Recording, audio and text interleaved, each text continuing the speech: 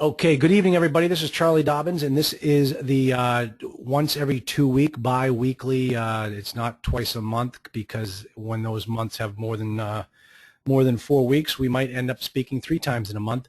But your group coaching call for the Masterclass Elite members, and so let me just take you through a couple of the housekeeping things. First off, I want to welcome a lot of new members here. This group coaching, online coaching, has really taken off. I'm blown away by it, but it is great. I have a lot of new people on the call today, so it's very important that I just constantly let you know disclaimers so that everybody feels comfortable with it. First off, let me just start by saying, oh no, I didn't fix the screen, so I'm going to get all of these slow drop down screens. But first off, here's the disclaimer. I have to say this to everyone. I'm an attorney, but I'm not your attorney. Always hire an attorney in your jurisdiction to help you through any transaction. You would never buy a piece of property without buying the property insurance to go along with it. You should never enter into a contract unless you have contract insurance in the form of an attorney. Short money, money well spent, but I always recommend that when you're involved in a local transaction, you hire a local attorney. Now, for many of my clients, they know that I represent them on more of a consulting basis and not on an attorney-client basis, predominantly because of what is called the unlicensed practice of law. I am only licensed in the Commonwealth of Massachusetts to give legal advice there. I am not licensed in other parts of the country to do that. I will act as an attorney in virtually everything that I do, but I will not act as your attorney. So just make sure that you understand that. Now, if anyone has any questions about anything, always send it off to info@multifamilyinvestingacademy.com. My staff looks at this website, this email address first every morning. We want to get all the technical questions taken care of. If it's more of an acquisition question, they tend to come up to me, and I get those things resolved as quickly as possible. But if you have any questions, because you're a member of the Masterclass Elite program, we always want to make sure that you're well taken care of. So always use that email address. Thirdly, this is or can be an open forum, meaning if you raise your hand, if you want me to take you off mute, I will do that, and you can have the forum, and you can openly talk to me in front of all the people here on call. Just I ask you that you be courteous, you kind and forgiving, as Steve Martin used to always say, and just make sure that if there's a problem, if it's a specific problem, this may or may not be the forum for it. If it's a personal issue, hey, keep it to yourself. If it's a professional matter, hey, bring it to everybody. We all want to hear what types of issues are going on. But that is what is nice about this group coaching call. You have open line access to me, and I'll be more than happy to take care of any issues that you may have. Okay, guys, I apologize. I will make sure that this does not happen. I can't stand these drop-ins. Okay, if you have a question, there are 2 ways to deal with it. You can either raise your hand, as I mentioned before, and I can take you off of mute and we can talk, or if you want to, you're not so inclined, you don't want to speak in front of a whole bunch of people, you can always fill in the question box on the right-hand side of the GoToWebinar forum and type in your message there. Now, when you type in there, I will treat it as confidential, so I will not disclose who you are. I will read the question as you have written it, and then I will attempt to answer it as best I possibly can. So just you always have that option available to you as well. And then finally, and this is something I got some great compliments about the archive section the other day. Blown away by all the stuff that we have in there. But as I mentioned to somebody one time, this is just the tip of the iceberg. Believe me, there's so much more information that I'm going to be putting in on a weekly and monthly basis. But don't wait. If there is something that you need, contact our office. Send us an email at info@multifamilyinvestingacademy.com, and we will do everything we can. First, I have to check our archives in our law firm to see if there's a document that we have on file that we could post for you. But if there isn't, we might be able to put it together. I mean, there's so many resources that we have right here at our fingertips that we want to make sure that you're taken care of, that you get everything that you need. So if there's something missing for you, let us know, because I'll tell you, there may be 5 other people looking for the exact same document or some type of a lesson, and we just need to put it out there for you. All right, let's see. Next thing. Now, okay, tonight's topic. It's amazing the energy that was created when I sent out that last email when I put up that we're going to talk about seller financing in your multifamily deal, because everybody wants to get seller financing of some sort or another. I think it's a great thing to do, but I have to say you have to do it correctly. All right, when there was if you come to my classes, you've heard me say this a million times. You never lose control of the deal. You must always remain in control of the deal. One of the ways you can lose control of the deal is if you don't set up the seller financing in the correct manner. And so this discussion tonight is going to be on how to do it, why you do it, how to make sure you do it correctly so that you still always remain in control of the deal. All right, I think seller financing is great when it is done correctly. So let's first off go through those topics that I mentioned in my email of how we're going to cover this particular topic. First thing we're going to do is I'm going to show you how to ask for seller financing. Next is I'm going to make sure you don't ask the wrong way and look like this is the first day on the job for you. Okay, I want to make sure that you look very professional whenever you're out there. Okay, I don't want you to get out there in front of a broker and say the wrong things or look like you're a novice, even though you are. But if you're one of my students, I want to make sure you look good and you do everything correctly. Third thing is I'm going to show you the easiest places to find seller finance deals. You're going to be blown away. If you haven't gone through my first masterclass lesson, then this is going to be new to you. If you have gone through my first masterclass lesson, you may have missed this part or forgotten it, but I'm going to show you exactly how to do it. And at the same time, I'm going to insert caveats that I want you to be fully aware of. Okay, let's see. Then next thing is how to negotiate the terms of the seller financing. Remember, you're asking the seller to provide money to you, just like a bank. But those terms on that money are negotiable, and you can control how it is set up, and you should always control it. So we're going to talk about the different elements that you need to negotiate and which ones are the most important to you and how to structure that effectively. And then finally, and this may, some of you may be looking at this particular bullet point thinking, well, what does he mean by security? And the topic is going to be one way to structure the security. Now think about this for a second. What do I mean by security? Remember, in most instances, sorry about that, my screen does me. Here we go. Hold on. Spinning wheel, get caught up. And back it up just a little bit. In your previous life, when you were dealing with seller money, he had security to get paid back by putting a second mortgage on the property. Now, what's gone on over the last several years, and now I'm starting to hear rumblings that this is changing, but what has gone on over the past several years is that first mortgage holders, the banks, did not allow for second mortgages. And so how would you be able to get seller financing from a seller and provide him with the security that he's typically used to when he offers seller financing? And so what we're going to do at the very end is I'm going to show you different ways how you can structure the security on that particular deal. All right, so let's get started in the first topic, how to ask for seller financing, okay? Don't ask, well, okay, well, no, I'm sorry, let me back up here. Why do you ask for seller financing? Okay, first off, if you don't ask, you don't get. So why not ask? It could end up being that the seller's money is cheaper than the bank's money. And you're going to negotiate the terms, so you know what the bank's terms are going to be. So why not try to negotiate better terms on the financing from the seller and save yourself some money? Remember, when you do that, what you're doing is you're reducing your debt coverage ratio and you're making it a better deal. So if you can negotiate better terms with the seller for a portion of the borrowed money, go for it. But if you don't ask, you don't get. So always ask. Now, the second thing is another reason for the seller financing, and this may seem obvious to some, but for other people, they don't quite understand the concept of seller financing. The beauty of seller financing is it reduces the amount of money you're going to need for your down payment. All right, so if you have, you've gone out to the bank and the bank says you need 20% down, and you go out and you say, well, the seller's going to give me 5%, that means you only need to raise 15% of the down payment.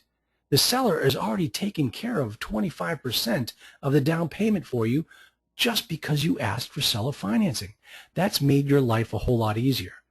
All right, so that's the other benefit to having seller financing. Another thing is, and the reason why you ask for seller financing might be because the property cannot be conventionally financed. What does that mean? Well, if the property only has 65% occupancy, you're not going to get a bank loan. No conventional lender is going to give you a loan. So you've got to go to the seller and say, hey, we got a problem. What's the problem? I can't get the deal financed. What's wrong with you? Nothing's wrong with me. The problem is with your property. What's wrong with my property? You only have 65% occupancy. Yeah, I know. So what? Well, that means no bank is going to step up and give me any money. Are you, Mr. Seller, willing to step up and give me any money? Now, that's where the two of you start talking turkey, because what the seller is going to want, and we're going to talk about this at the very last slide, what the seller is going to want is cash up front. He's going to want you to put up 20% down. And he says, okay, you know what? I'll seller finance, but you've got to put 20% down. And what ends up happening, just so you can understand it from a conceptual standpoint, is the seller takes your cash and puts it in his pocket. And he now took 20% of the value of his property and it's in his pocket. And guess what? He still has an equitable interest in that property. If you don't pay that mortgage, he gets the property back and he gets to keep the 20% in his pocket. So that's something you need to be aware of. And of course, if the property cannot be conventionally financed, chances are very good it's a struggling asset. Do you really want to put 20% of your own money in that guy's pocket to go work on a struggling asset? Think twice. So that's the other thing you want to take into consideration. And this is, this gets back to my final point here on this particular bullet, is you've always got to ask yourself the question, why does the seller want to remain in the deal? Now, many times the seller remains in the deal not because he wants to, but because he has to. He can't get out from underneath this property. What you'll see, and I'm going to show you when I show you different ways to find seller finance deals, you're going to see that the problem with many seller finance deals that are being advertised as seller finance is that they're problem properties. You might not even want to touch them. So seller financing, yep, you can go online and you can find a bunch of deals that offer seller financing and make offers on them, or every time you make an offer on a property that you know that you like that's going to fit into your portfolio perfectly, ask for seller financing. So this particular discussion is going to take you through both realms, whether it's a perfect property for you, ask for seller financing, or whether it's a distressed asset and you've got to figure out how you're going to get this deal done, ask for seller financing.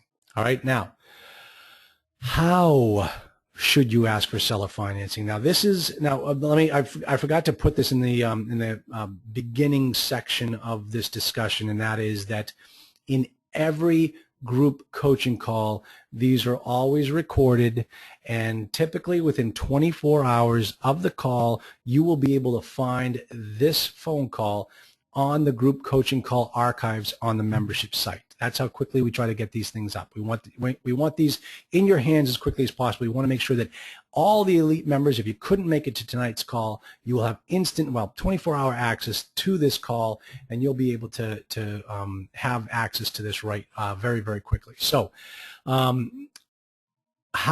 do you ask for seller financing? Now, the reason why I just said that is because I want you to take notes.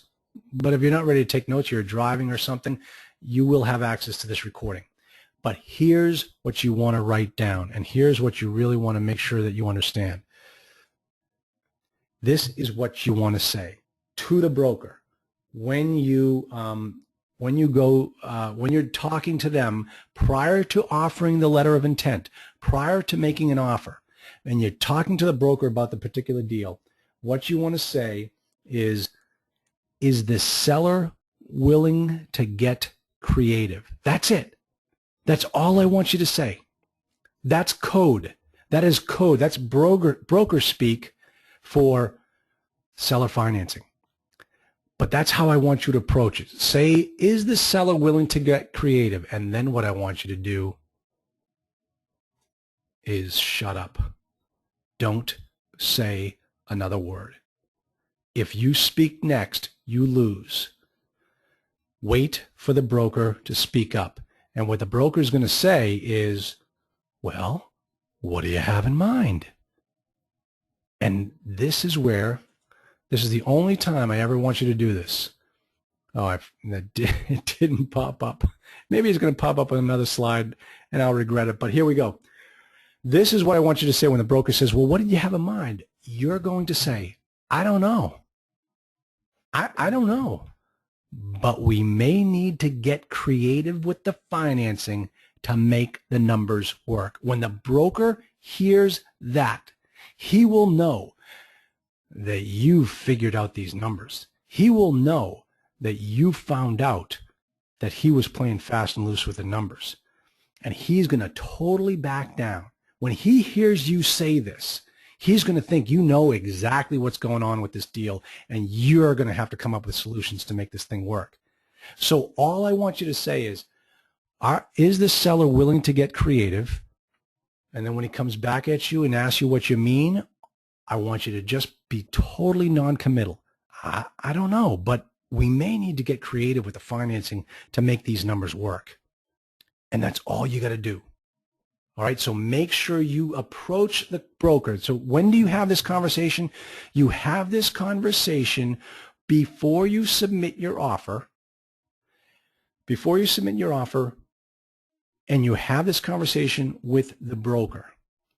All right, if you're speaking directly to the seller, yeah, you can try to get him to these terms, but typically this conversation that I've described here is going to take place with the broker. All right, now let me just check for questions here, make sure that I'm not jumping around. I want to make sure that everybody's, oh, wow. Is there ability to ask questions? Yes, Terry, you just asked a question. You can type it in right there.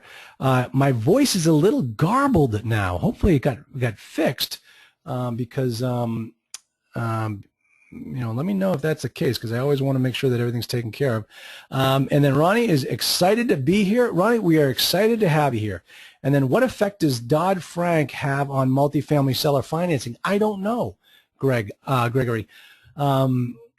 I tell you what, send me an email. You talk about what effect does Dodd-Frank have on multifamily seller financing.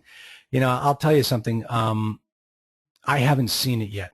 I haven't seen any issue yet with Dodd-Frank. But Gregory, send an email to info@multifamilyinvestingacademy.com.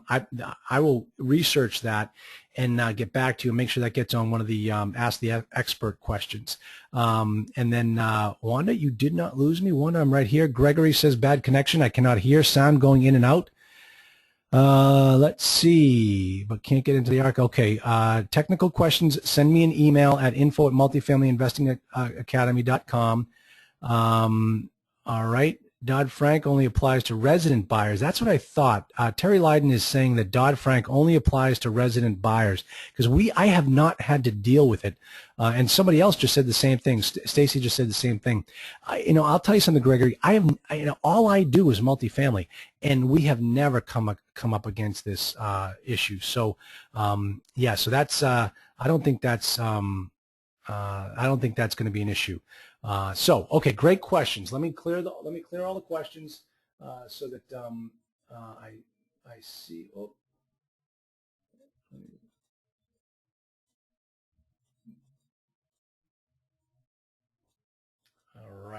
All right. Now, next subject line here is going to be how not to ask for seller financing. Okay, now I had to put this in here because I've seen new investors make this mistake, and I don't want you to make this mistake. So far, that what I've taught you up to this point, if you walk into a broker and you use those lines, you are going to sound like a pro, and that's exactly how I want you to operate. Now, what I don't want you to do is go out there and ask this question. Will the seller do 100% financing? That is just code for the fact that you have no money and you're an incredibly weak buyer. So don't lead with that. I'll tell you something, folks. It may end up being that the seller has to do 100% financing, all right? But we don't know that at this particular point, all right?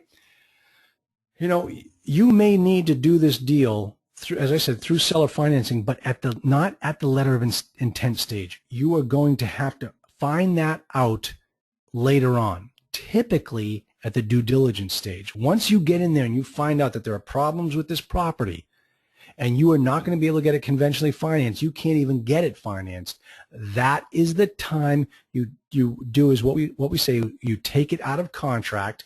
And I'm telling you, if the archive section does not have a draft of a termination of your purchase and sale letter, I have those in my archives. We use them all the time, and it goes to the rule, always remain in control of the deal. But if you got into a deal and you got through the due diligence stage and you got to the the 29th day before your money went hard and you said, I don't like this deal is terrible, you terminate the deal. You send them that letter that's in the archive section, and then you say, listen, I don't like this deal. I'm taking my money off the table, but let's renegotiate the deal.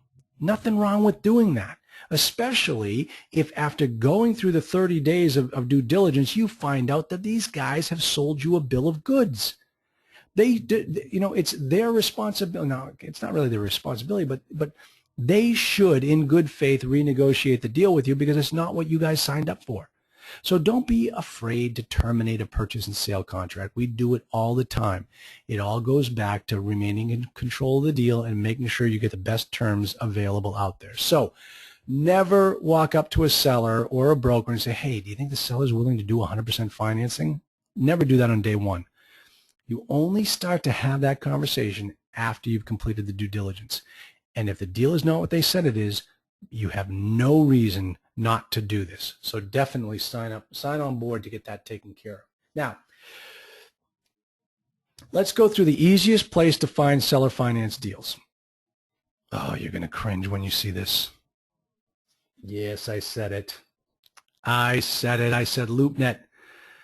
But let me just show you, because what you can do is when we're done this phone call, you can take this quick little step through, I think it's 3 steps, find the deals on LoopNet that are seller finance deals, and then contact the brokers and start making offers just for fun. Just get out there and try my lines. You'll see that my lines work. This is like a pickup joint here. Use my best lines to pick up ladies. And I'm giving them to you right now. And try them on LoopNet. Go find these deals, these seller finance deals, and get out there and make offers and see what happens. All right? And it's so easy. You can start doing it tonight as soon as we hang up. All right? Here's what I mean. When you go on LoopNet, what you're going to do is you're going to search, come up here to the for sale tab, right up here in the top left-hand corner. You're going to click on that for sale tab, and it's going to do a search, new search. Click on new search. This screen will pop up. All right. Now, first, you're going to do 2 things in this screen. Well, actually 3. First thing you're going to do is check off multifamily, and then make sure that the state section says all states. In this particular case, I took a snapshot of the screen when it said Massachusetts, but as you'll see in the next screen, I fixed it so it said just all states. And then what I want you to do is come down here to the keyword seller financing or owner financing. Do 2 different searches under those 2 different terms. And then what will happen is once you click on that screen, you will find, and look down here, 256 listings of seller financed deals.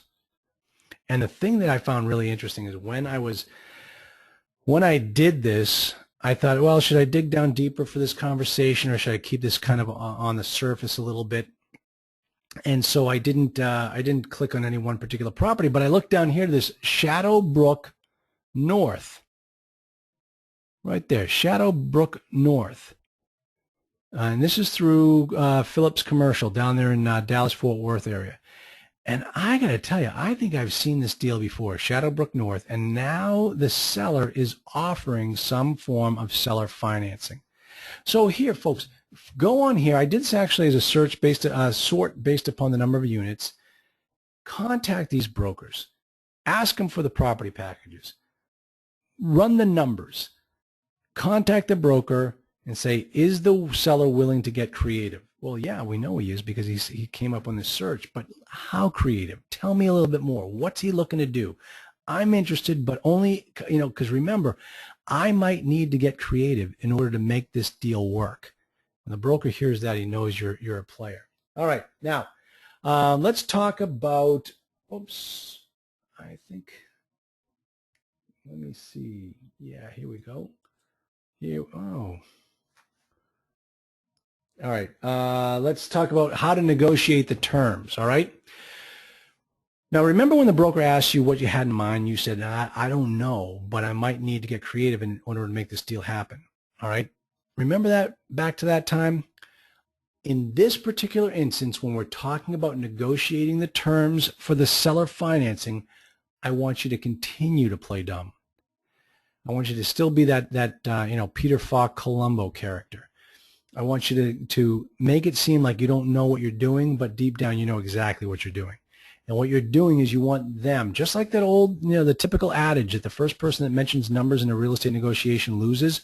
It's the exact same thing here when you're negotiating the seller financing. The first person to mention the terms specifically loses. All right, so you don't want to be that person. So what are the terms that you get to negotiate? All right, first off is the amount. How much is the seller willing to bring to the table? How much paper is the seller willing to come back with in order to make this deal happen? 1%, 5%, 10%? I doubt 20%. But how much can you negotiate in the form of a dollar amount for the seller to bring to the table? That's the first term you're going to negotiate. The next one has to do with the term, the length of the term. Now, here it is. Write this down, commit this to memory, because this is a hard and fast rule. If your first mortgage is 10 years, make sure your seller financing is the same term, 10 years. If the first mortgage is 5 years, go with the 5-year term for the seller financing. You never want the seller financing option to run shorter than the first mortgage. And why is that? It's because just deal with the financing all at one time. Don't get into a situation where you get into a property and then 3 years later you've got to refinance the deal to pay off the second mortgage. You don't want to be in that situation. So always make sure that you negotiate the term of the seller financing to run concurrently with the first mortgage. All right? Now, the rate, that's the interest rate. How much should you offer for the interest rate? Now, here's the rub. The seller is going to want a higher interest rate than the first mortgage. Why? Because he technically is at a greater risk than the people on the first mortgage. If the first mortgage gets foreclosed on, he loses. So he's going to want to make more money in the form of a higher interest rate. And what my reaction to that is, go pound sand. You're getting the principal, you're getting the sale proceeds from the first mortgage, you're walking away with cash.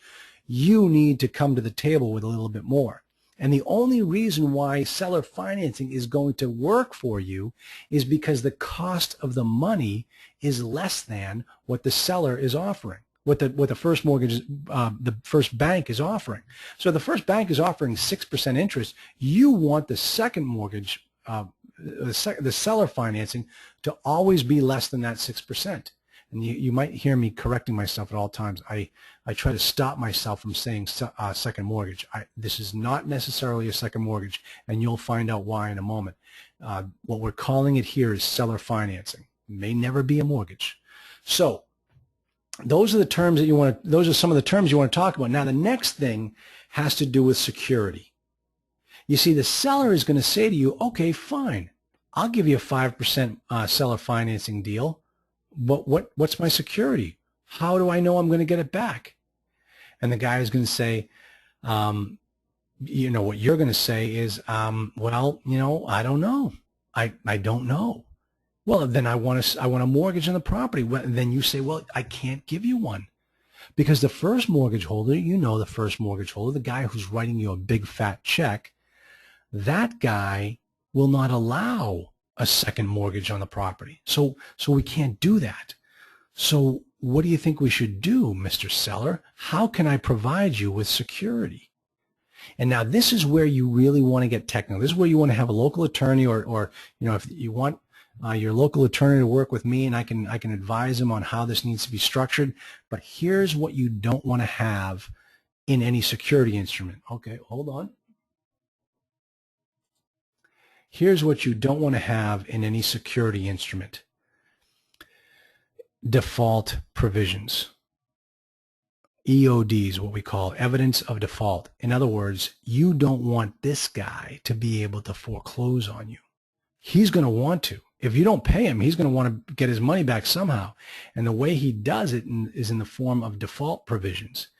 You want to make sure that whatever note or whatever instrument you write to provide him with his security, it does not give him any right to seize the property.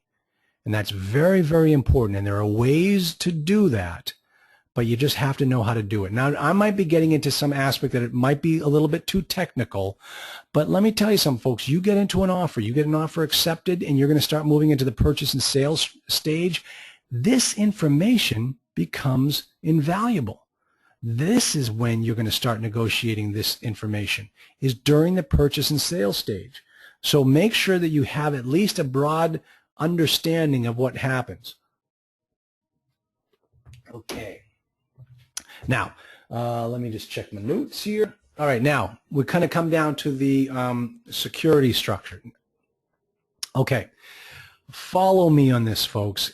I teach this in my 3-day Shark Tank.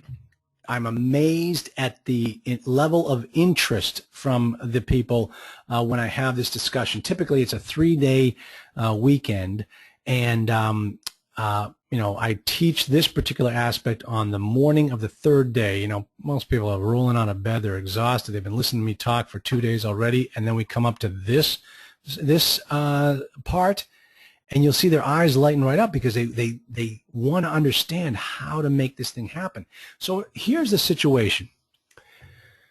You've now made an offer, and you've asked for seller financing, and your offer has been accepted. And the seller comes back and says, I accept all your terms, but let's figure out a way that you are going to pay me back that seller finance component.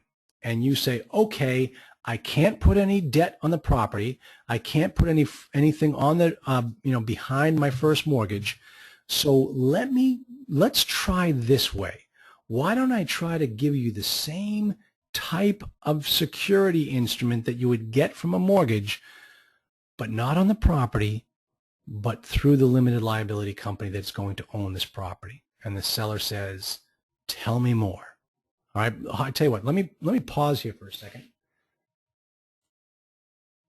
Oh, you gotta be kidding me.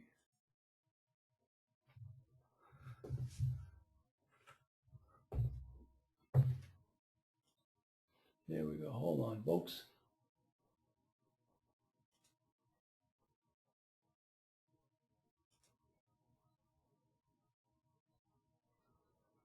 All right, hold on. I had tons of questions.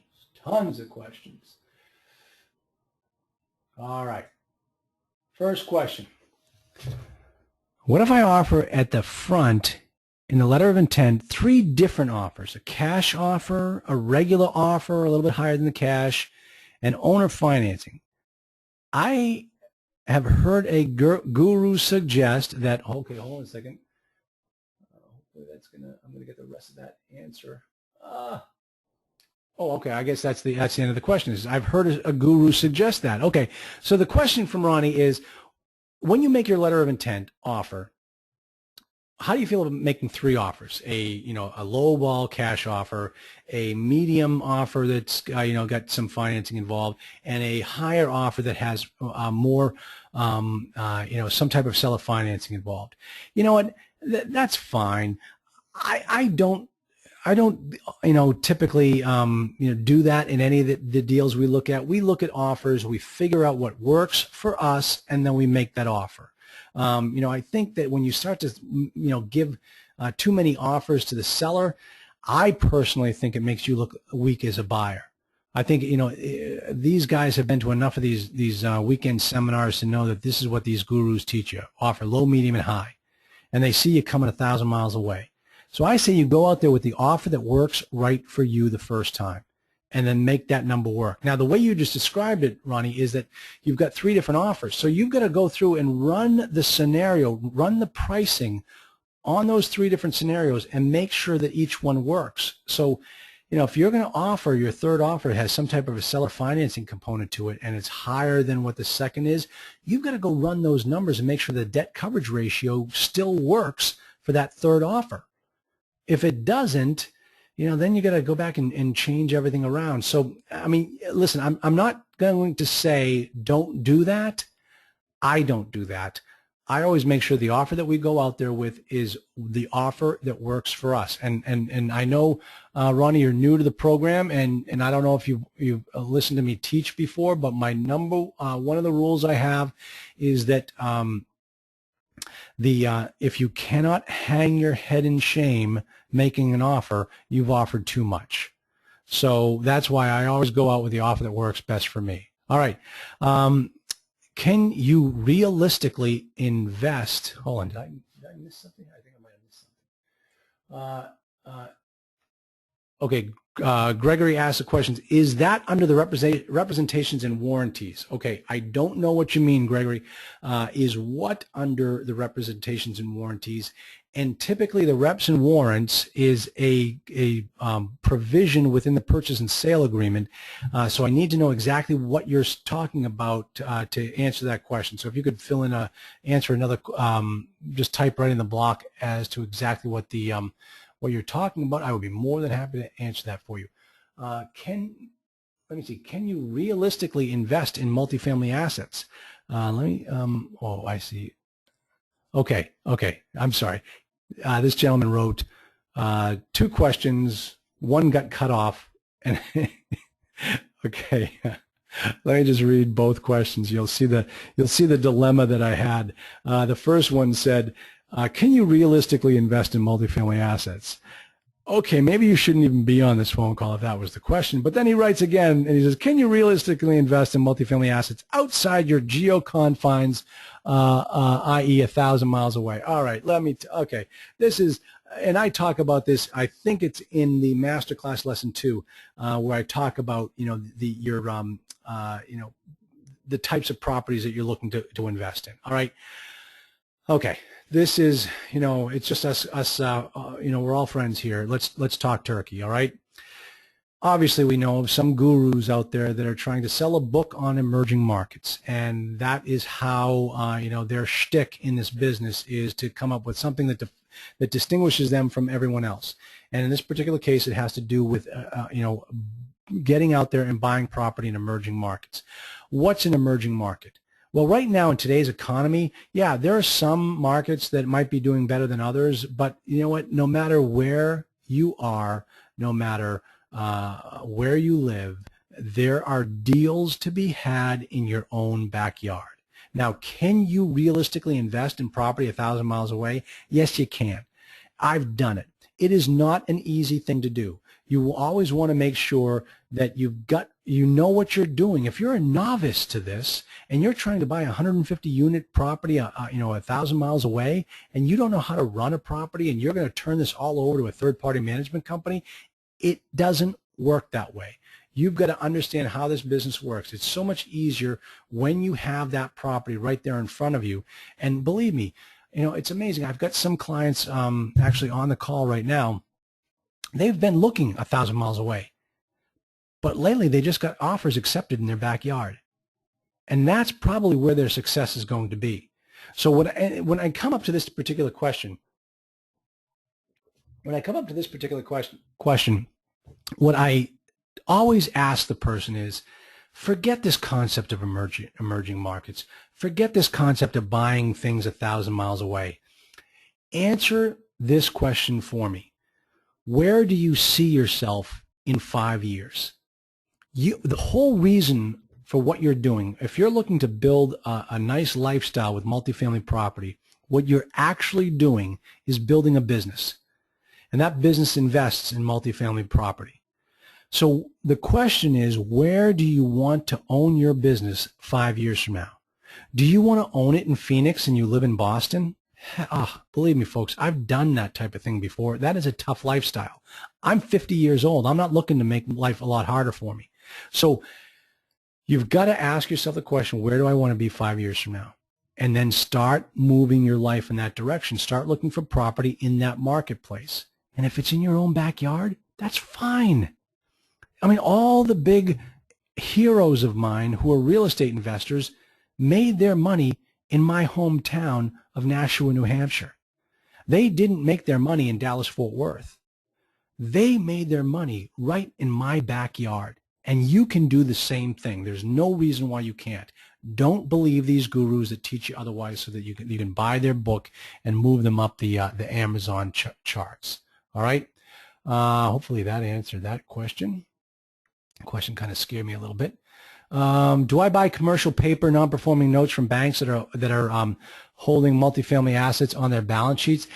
I mean, right now, the answer to the question is, do I? Yes, I do. Have I? Not yet. I am in the process of negotiating a 200 property portfolio from a bank for their non-performing assets. They're a lot of it's single-family homes, and I've got a couple of apartment complexes in there that they're gonna throw in the mix. Is really what I want to get my hands on.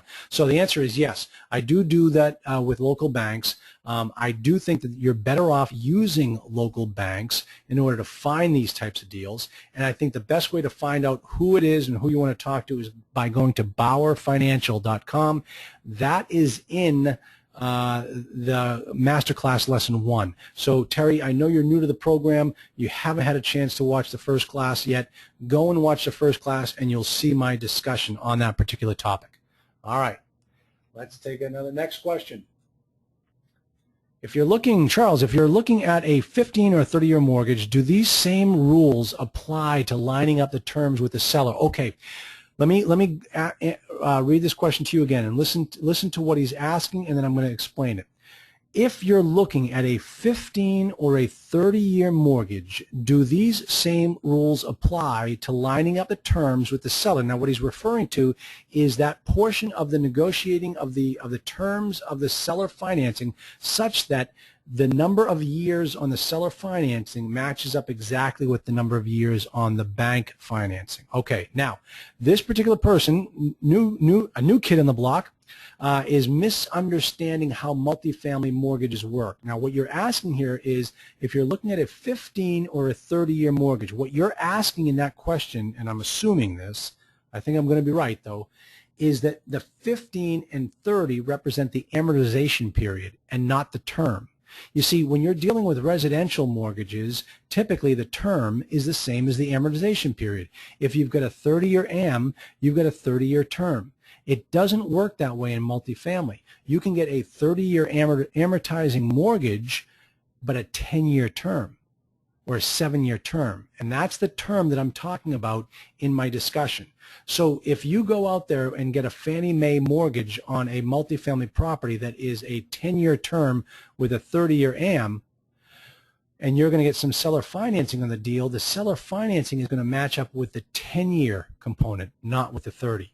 So when you have to pay back the first mortgage is the same time you have to pay back the second mortgage. Okay? Hopefully that answered the question.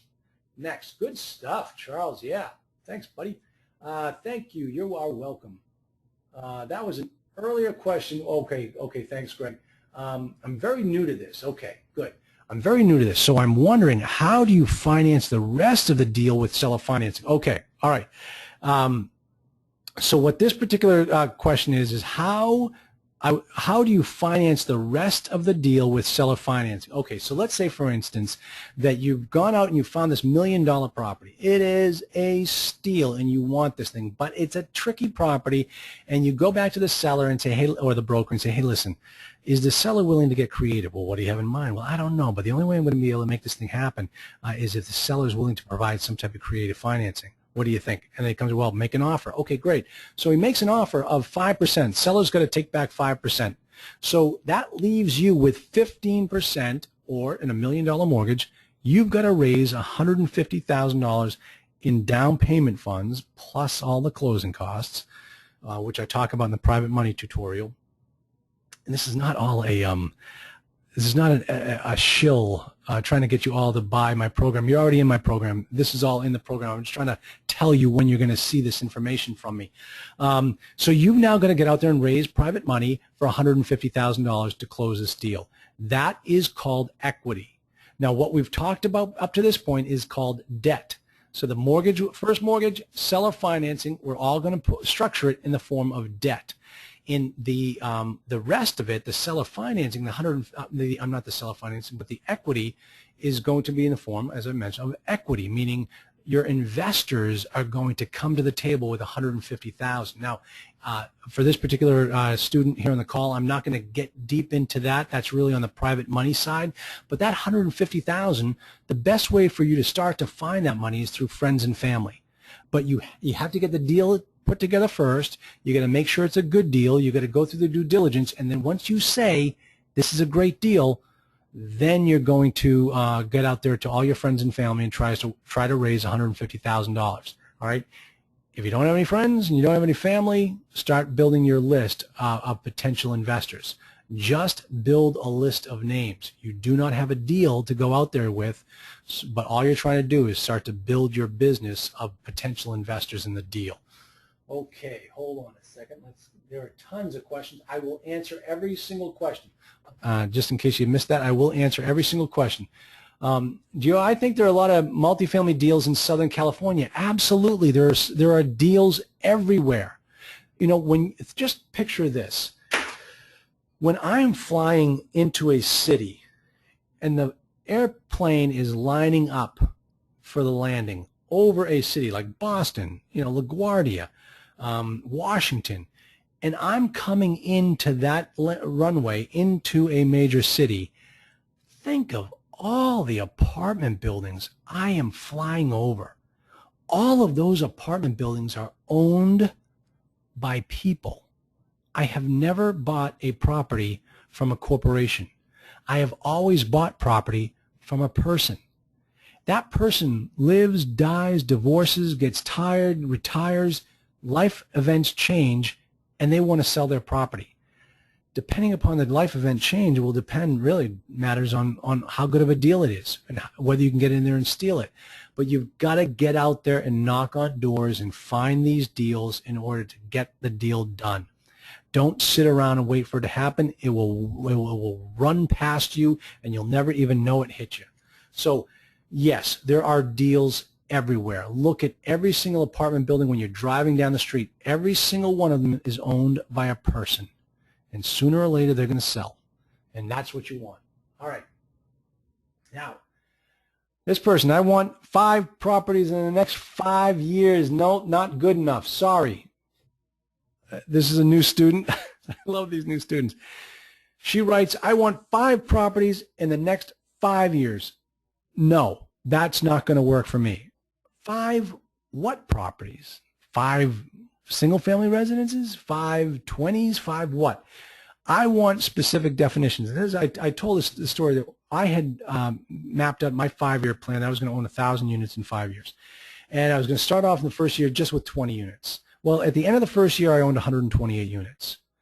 All I wanted was 20. I ended up with 128 because I was in the business and constantly looking for deals, and that's how this happened. So I'm not going to use your name because I don't want you to think I'm picking on you. When you say I want 5 properties in 5 years, I want your goals to be better defined than that. I want to know exactly what you mean by that. So you don't have to type it here. Send me an email, info@multifamilyinvestingacademy.com. I want to hear what you have to say. All right, next question. Okay. Question is, as an elite member, do you have access to me when you're in the middle of a deal from a legal standpoint? No. Okay, and the only yes and no. The real no to that goes to the legal standpoint. I cannot represent you in any way, shape, manner, or form. I just won't. I won't take on any law clients. But if you've got a question, you've got a problem, absolutely. Send me an email. I think there are some people on this call that have done that with me in the past. If you've got a problem, just let me know. The whole thing here is because you're in this program, I do not want to see you fail. I do not want to see you get in any form of trouble. And if it means just picking up the phone, calling me, or sending me an email, definitely do it. I will do everything I can to make sure that you're protected. But from a legal standpoint, obviously I'm an attorney and I act that way, but I have to be very specific that I am not your attorney. I'll work with your attorney, but I cannot represent you. All right, next question. Okay, this is an interesting question. What metrics do you use when you have a multifamily deal in a C-class neighborhood, but 4 blocks away there is a war zone area? Hey, let me tell you something. I don't think there's much difference in many cases between a C-class neighborhood and a war zone. I mean, like they say, buying C-class property is like catching a falling knife. You got to catch it at just the right time or you're going to get cut. C-class property is C for a reason. It's on the downslide. And the only way you can take a C-class to a B-class is with a big bucket of money.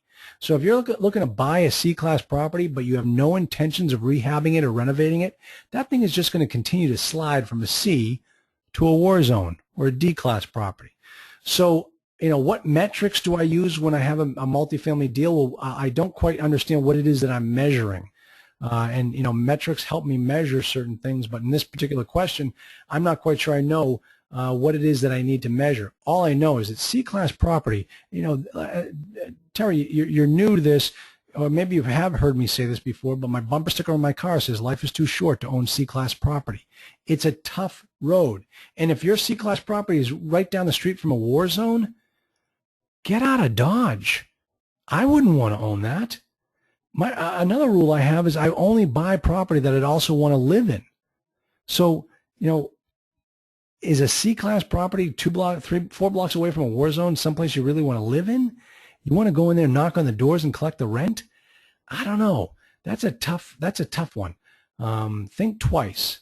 And the other thing you want to think about is, like I mentioned before, where are you going to be 5 years from now? But more importantly, what's your portfolio going to look like? What are the assets in your portfolio going to look like? Okay, so think about that. All right. Now, last question before I jump into this last topic. And man, this has been a great hour. How viable is bird dogging and wholesaling multifamily in today's market? Do you ever use either, or do you strictly do your own deal finding? I actually do both. I have a deal under contract I'm trying to wholesale. I have 3 deals that I'm trying to bird dog for a client. Trying to unload for a client. It's all very, very viable because in this business isn't really real estate. This business is the contracts, legal contracts, lease contracts, wholesale contracts, purchase and sale contracts, option contracts. It's all about the contracts. Same is true with bird dogging and wholesaling. It's just contracts. So all of it is very, very viable, and we use it all the time. And folks, if you go into the archives section, I wrote a paper a while back. It's in there. I just sent it to somebody the other day, so I know it's in the archive section. It talks about bird dogging multifamily deals. It's really pretty good. It's like a 70-page document I wrote. So off the top of my head while I'm here on this call, I cannot remember the name of the document, but go in the archive section, search around for it, and if you're looking for bird dogging and wholesaling information, I've got it there in the archive section. If you don't see it, let me know, and I've got it back in my law firm archives. We have all this information on site, so don't try to reinvent the wheel.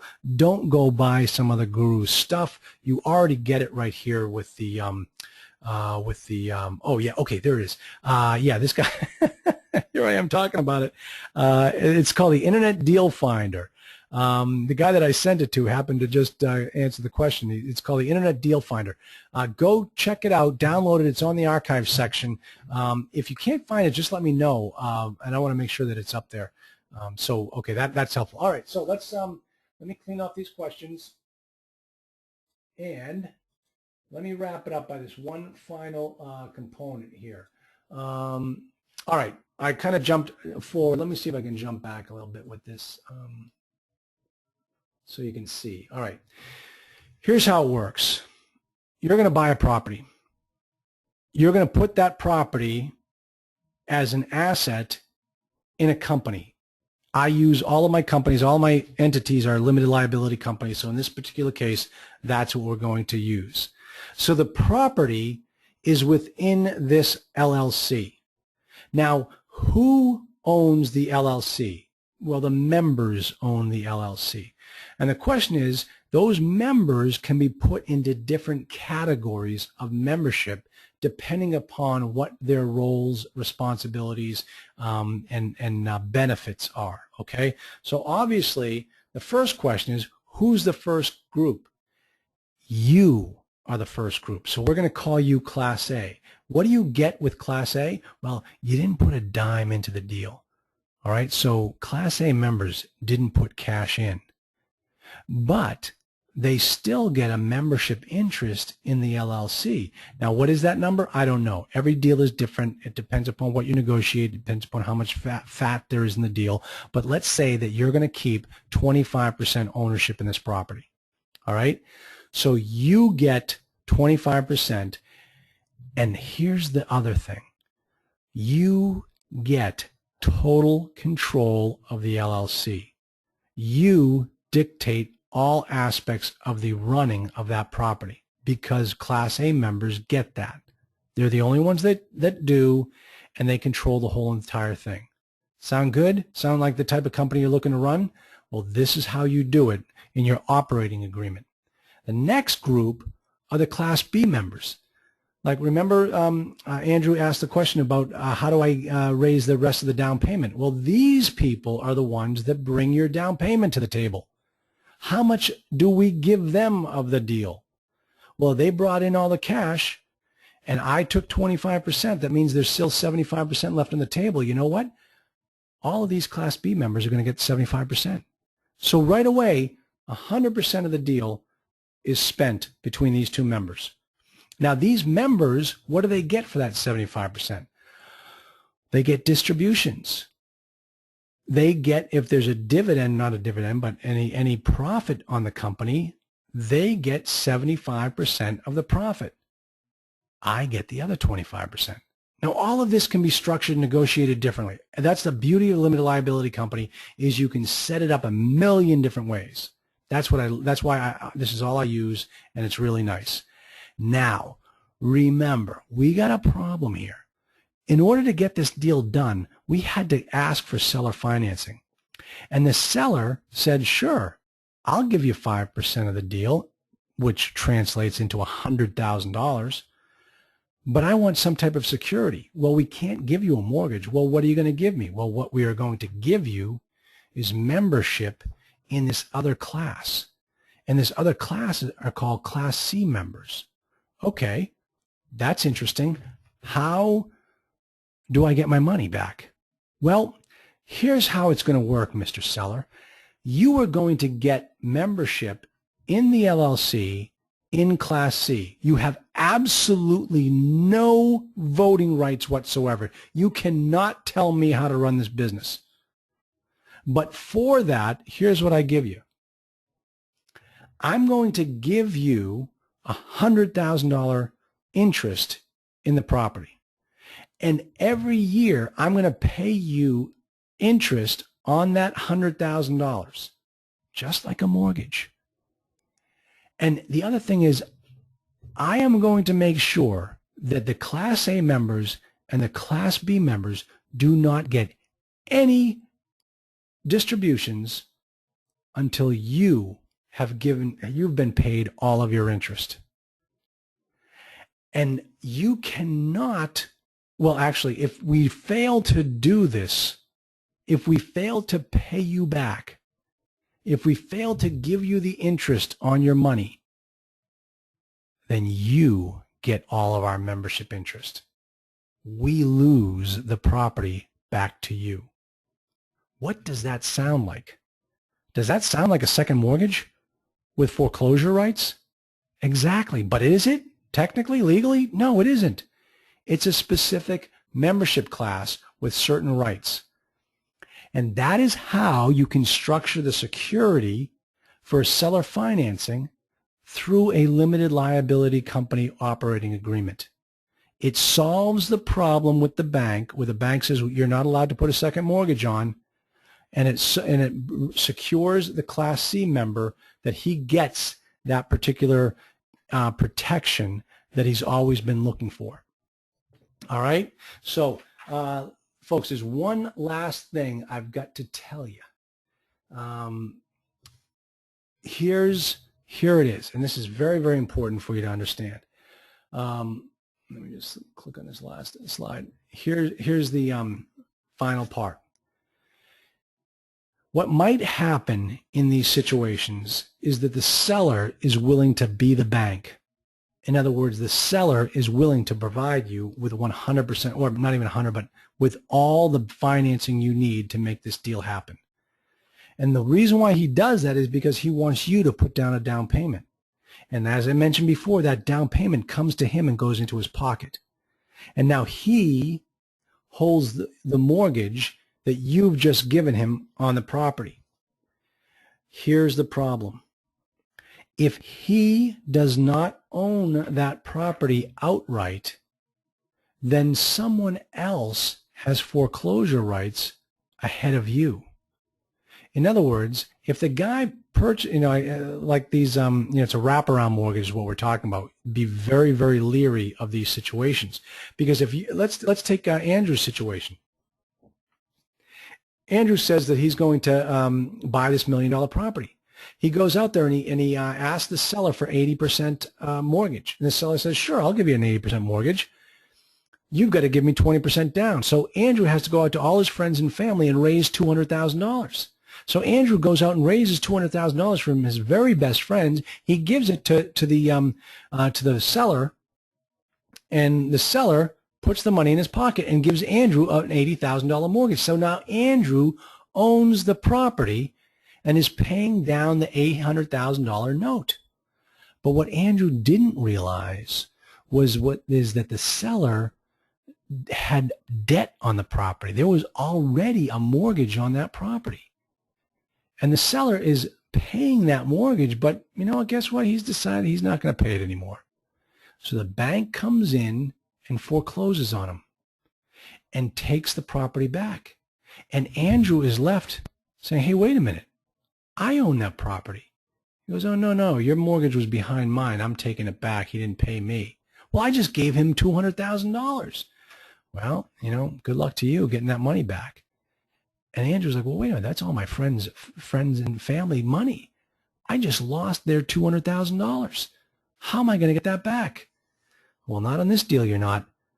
And the reason was because when that guy gave you the seller financing in the form of what you thought was a first mortgage, it wasn't really a first mortgage. So if ever you get in a situation like this, you want to make sure that you have local counsel go into a title search and make sure that your note, your mortgage, is in a first position.